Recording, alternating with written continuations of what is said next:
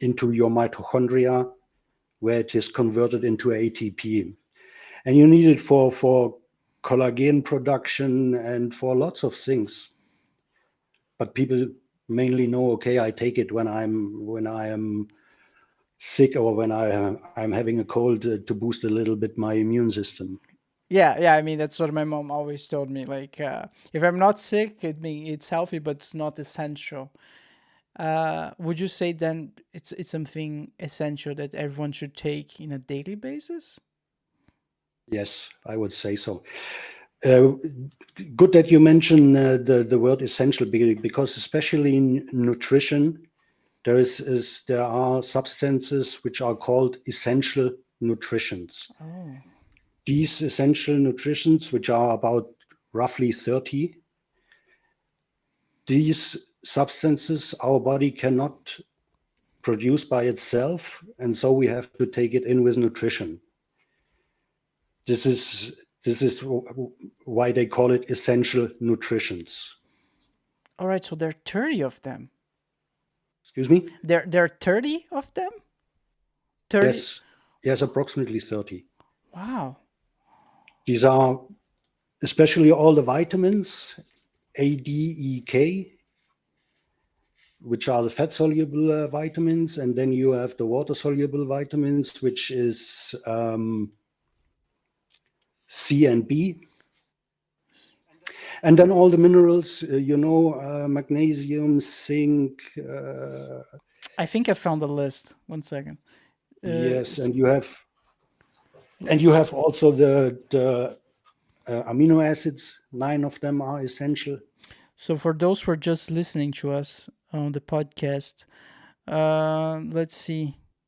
There's calcium, phosphorus, magnesium, iron, zinc, potassium, sodium. So those are all considered essential nutrients. There's plenty of them. Wow, Yes. that's so interesting. Yeah. So the same scientist is the one who decided that those are essential for us, or this came up later. No, essential means you need it by all means that your body works, Oh, all the function works. This is why they called it essential. I'm not sure if Linus Pauling was the first one who determined them. This is what I don't know, but could be. oh, I think we lost you for a second, Harold. Can you hear me? Yes, Oh, okay, you're back. I'm I sorry. can.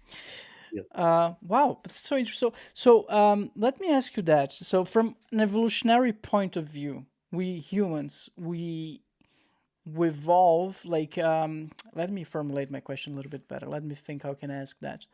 Like, or we pass on our genes and our evolutionary traits to our descendants because they work. The things that do not work, we kind of toss aside. When we talk about those essential nutrients, it feels like we're talking about vitamins that you need to take as a complement, something that your body does not produce naturally. So is that the case? And if your body does not produce those things naturally, why are they essential and we need to take them as vitamins? You know what I mean? Yeah, I get your point. First, I would like to say that there are animals who can produce or which can produce vitamin C by themselves. Hmm. Somewhere during evolution, we lost this capability. Could be the reason that we had found food where it was plenty inside, and we took this as a nutrition, so our body uh, was no more forced to produce it itself. And Mm-hmm. so we could have lost it over time. But I'm not 100% sure if this is really the reason, but this is something what I could imagine. Mm-hmm. Yeah, that makes sense. I mean, there's also other parts of our body that they have no function anymore. Like and let's say the body is trying to get rid of, what's the name of this organ? Appendicit? Appendicites? You know what I'm talking about? No, yeah. It's called Blinddarm in Germany, the appendix. Appendix, genau.